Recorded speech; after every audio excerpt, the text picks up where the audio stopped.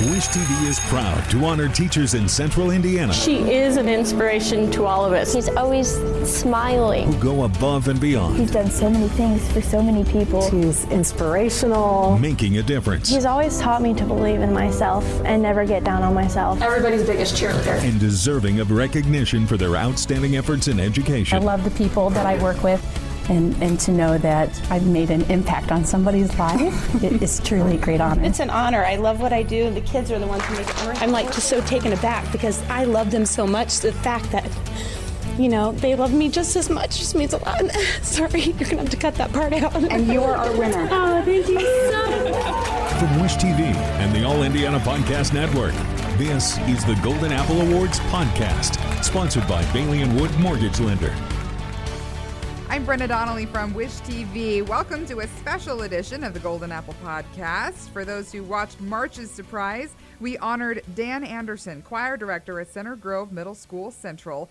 You may know him, your mom may know him, your grandma may know him. He has taught several generations of students and inspired community members and his own kids. I get to pick his brain about some of those stories in today's podcast. Hi, I'm Bailey of Bailey Wood Mortgage Lender. Our founder and my dad, Mike Wood, understands the importance of family, which is why with our fast turn times, you can focus on your family and enjoying your new home. Bailey Wood has donated over $500,000 to local charities, schools, and our hometown heroes. When you use Bailey Wood, you're partnering with a local family and business that cares about your community. Welcome to the Golden Apple Podcast. We're extending the conversation after a really exceptional surprise this month. If you missed it, we honored Mr. Dan Andersen, choir director at Central. Gosh, dang it, one more thing. I wrote Central. It's a lot of center. I wrote Central Grove. Center Grove. That's my own fault. Center. Okay, I'll do it one more time. 3, 2, 1. Welcome to the Golden Apple Podcast. We're extending the conversation after a really exceptional surprise this month. If you missed it, we honored Mr. Dan Andersen, choir director at Center Grove Middle School Central. I've actually received several nominations for him this school year from his community choir, his school, and about his family. And that's the thing that stuck out to us. He's been teaching for 30-some years and helped inspire his 3 daughters to become teachers. The surprise came and went real fast. So I brought Mr. Andersen onto the podcast. Welcome, Mr. Andersen. Good morning. How are you, Brenna? We're doing great. So glad to have you on a little bit after the surprise. I didn't get to talk to you too much afterwards because we were in the midst of a choir concert. What did you think of the surprise? Well, it totally took me off guard. When I'm in concert mode, my whole focus is on the kids and the choir, and we have such an exceptional group this year, and really all of our choirs have done such great work. But the particular choir that you were there for, while I was directing, I walked back while my daughter was directing, and I noticed that there was a camera there. Mm-hmm. And so I saw my principal, and he said, "Oh, they're just doing a special on socially distanced concerts." I'm like, "Okay, whatever." You believed it. And then, yeah, of course I believed it, because my focus is up there with those kids, make sure they're sounding great. And then after the kids were taking their bow, I noticed that a lot of the audience was like looking over to the side, and I'm like, what is happening? And then all of a sudden I saw you and the camera crew and then my family. I'm like, well, this isn't okay. What's happening now? This wasn't part of the script here. Right, exactly. So yeah, it was very much a surprise. Totally took me off guard, but quite an honor, I tell you. It was just amazing. It was a fun way to surprise you because it's your own event, and the principal told me this several times. They're like, he plans this. He knows everything that goes on here. So to surprise him at his own party, that's going to take a little bit of finesse. So actually, it was one of our camera guys, Dave Grove, who pitched the idea of, well, if he asks questions, just tell him we're doing a story on social distancing. And I tell you, Dave was thrilled to hear that the principal used that lie so fast, like right at the tip of the tongue. Oh, I won't let my principal forget that he lied to me. Yeah, well, sometimes they can come up with those real fast on the spot. But we were glad to do the surprise. We know we did catch you off guard. You can see that in the video, right? You pull your mask on real fast. You're like, what are we doing here? Uh-huh. But it was just great. And I mentioned at the top of the podcast that we had several nominations for you. And we get several a month. But there was one nomination for you in particular that caught my attention. And I recognized your name as soon as I read it. But when this person mentioned your daughters, that caught my eye especially. And you don't know who nominated you, do you? No, I think I know one of them. A good friend, Tom Myers, has told me, well, I'm going to get you that award somehow or other. So, but anyway, I don't know if there's more. I'm not really sure. Well, you can thank Tom Myers because his nomination was the one that caught our team's eye. And we said, wait a minute. This is not even coming from a student or a teacher or a principal or a family member. Tom Myers is in a community choir with you? Well, for a while I was a director at Risen Lord Lutheran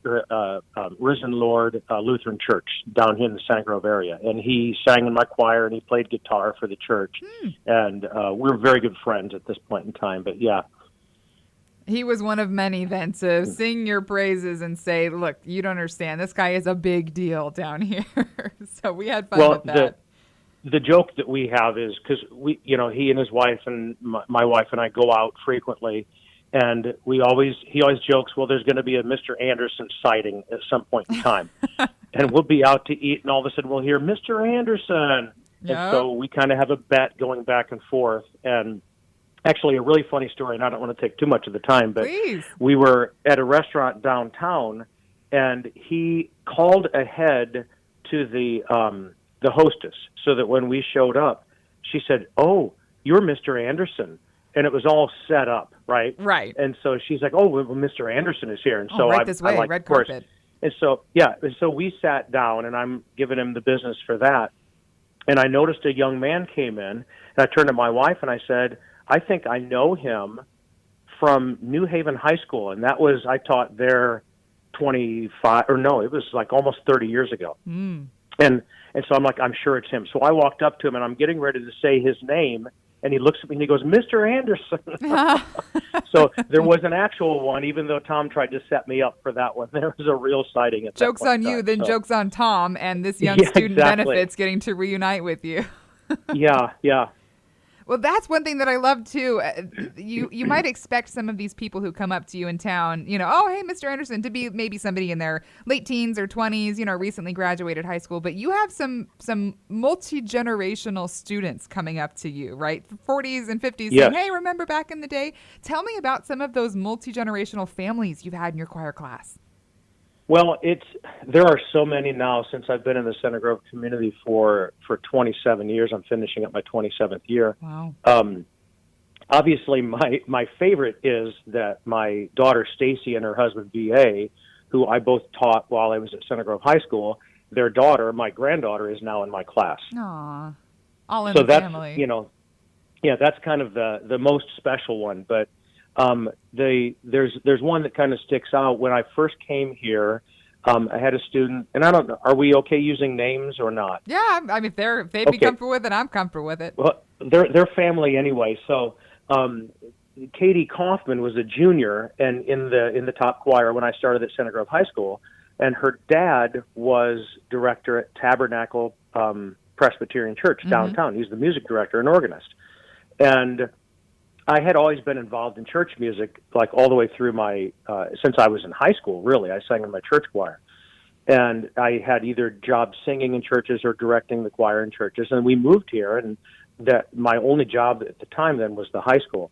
And so he said, I have a church choir, and I'm looking for a tenor soloist. Would you be interested? And so I auditioned with him, and I've been singing with Tab on and off the entire time I've been here. So I took some time off to direct the church down here at Risen Lord, but I still sing with Matt.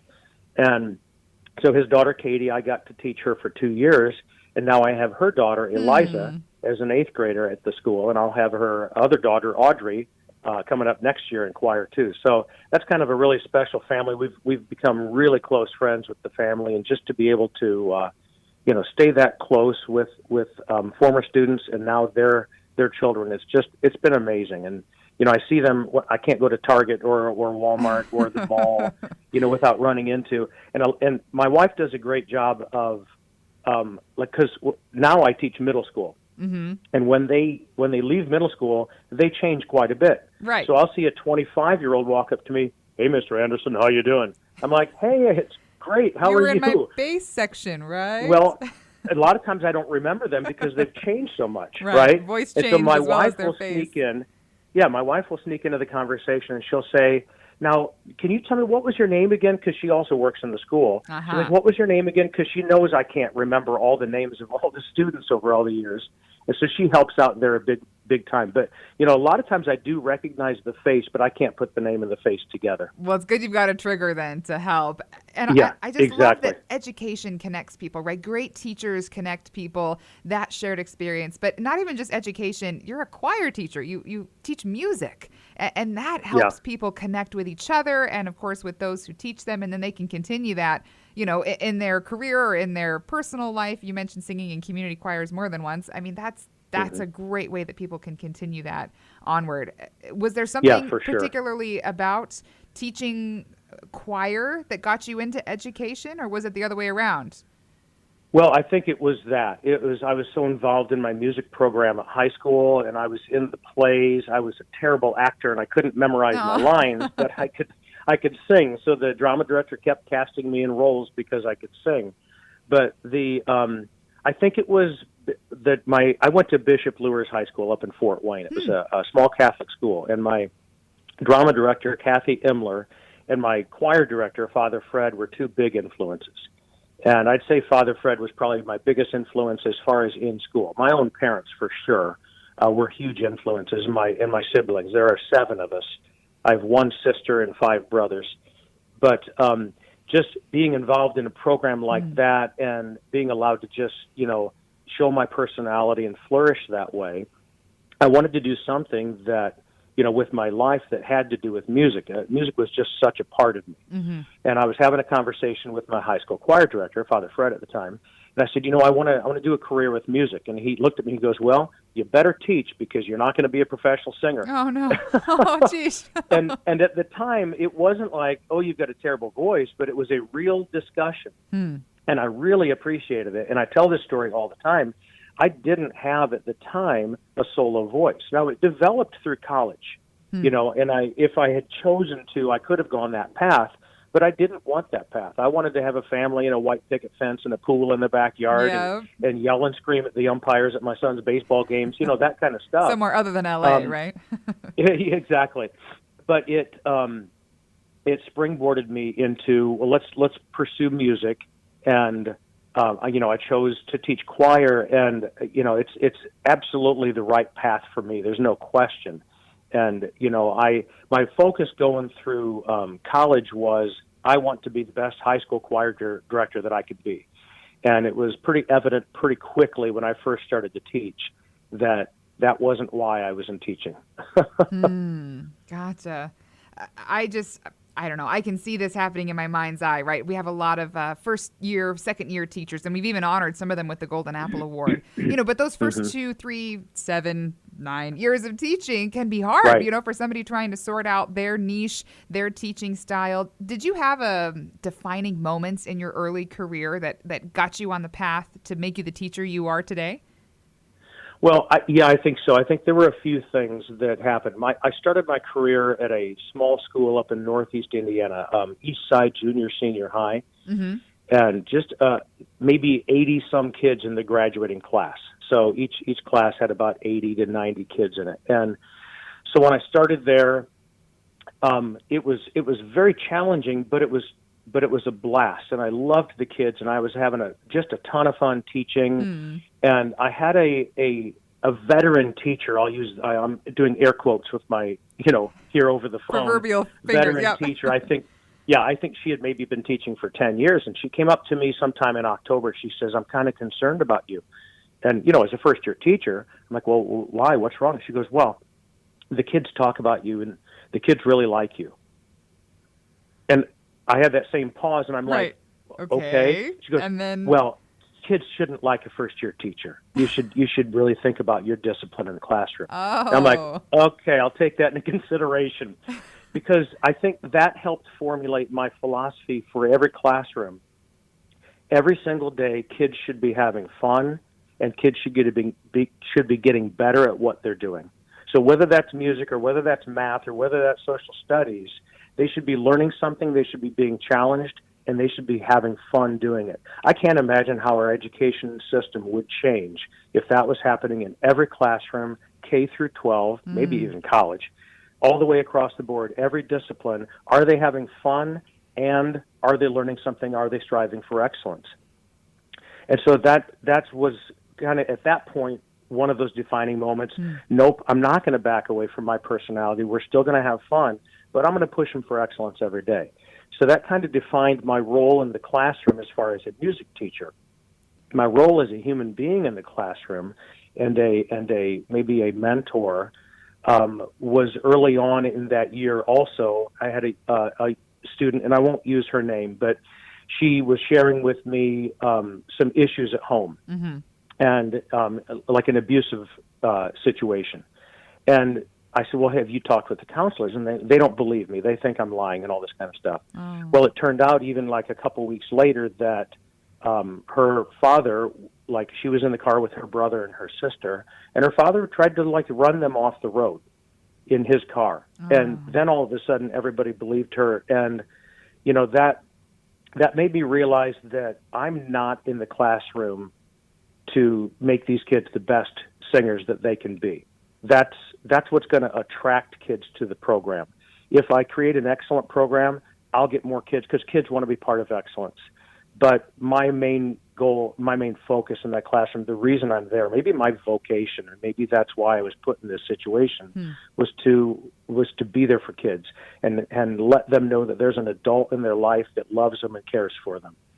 And that's the way I've approached the last 38 years of teaching. Well, and your own experience showed that too. I mean, you looked at your singing career and said, okay, I'm not going to become maybe the number one, chart-topping singer in the country, but I want to keep music in my life, and I want to be a good person and share the light and the love of music that comes from that. And you're instilling that in your students. You're not looking at each kid going, all right, which one of these is Broadway ready? Which one of these is heading to the opera? You're saying, how can I help these students, through their love of music, become better people? And I heard that from students I interviewed who said he doesn't need to do anything other than just inspire us. They said, I just want to please him. I want to make him happy. And you don't get that through being a disciplinarian or a really strict, you need to work so hard and make this, impossible goal, achievable. You just love your kids. Yes, that's it. And I think I maybe even have said that at the concert when you were interviewing me, and just spur of the moment, you're like, what advice can you give? Well, it's love these kids, show them love, show them respect, teach them how to respect and love each other, be kind, and along the way, maybe they'll love music, maybe they'll love math, maybe they'll love social studies, but the foundation is they got to love each other first. And boy, we'd change a lot of things in this world if that was our foundation of education. Would it? I'd be remiss if I didn't finish this podcast by asking about your family. I loved getting to share the fact that your 3 daughters went into education. I liked joking with your son who became a doctor. Yeah. Poking fun at that choice. I can do that because I've got several doctors in the family. I'm married to one as well. Right. And I roll my eyes like, science, come on. Back to the arts over here. But I just love to hear, after watching the video and hearing your daughters talk about the impact that you've had, what are your feelings toward them choosing the field of education? Well, obviously I'm incredibly proud of all 4 of my kids, and I knew that whichever path they chose, they would be successful at it. But I also knew early on that my second oldest daughter, Stacy, she decided in 2nd grade that she was going to be a teacher. And I think she wanted to be a 3rd grade teacher at that time. And she actually taught 3rd grade her very first few years of teaching. And she's just such an incredible teacher and so impactful to the kids in the classroom. I'm incredibly proud of her all the time. My oldest daughter, Erica, was always involved in the music program. Well, all my kids sang in my choirs with me, but she had leads in musicals at Center Grove High School. And, I thought that her path was going to be maybe musical theater or drama, that kind of. But she decided early, I guess her junior year, that she was going to teach music. And, very selfishly, as like, I couldn't wait for the day that maybe someday we would team teach and teach together. Wow. And that actually started happening this past year. A year ago, we had an opening in the spring. And, I don't know if this is, if hired my replacement, because Oh, no. I've been teaching for quite a while. But, just the fact that we're able to spend the day, she is just such an incredible teacher. She's one of the finest choir directors in the entire state, and I love to watch her teach. She just has a way with the kids, and the same kind of, goals. Let's create excellence, but we're going to love on these kids because that's the main thing that we do. Mm-hmm. Chelsea, my daughter that's out in California, she fell in love with languages when she was in high school and took Spanish and decided that was her path. But she's a phenomenal teacher, and she'll share with us messages from students and messages from parents, and just her impact on the lives of the students that she's seeing out there.